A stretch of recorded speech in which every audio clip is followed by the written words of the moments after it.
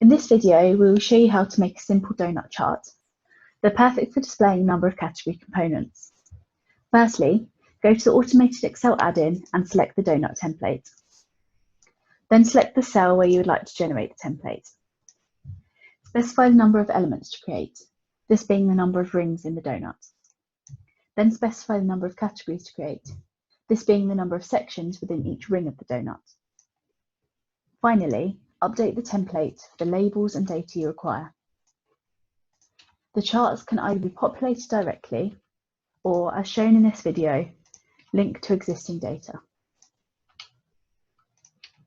If you don't already have the Automated Excel Professional Version add-in, this is available on our website at automatedexcel.com or via the link in the description below. With the use of the Automated Excel Professional Version add-in, you can make your charts more efficient, consistent, and effective.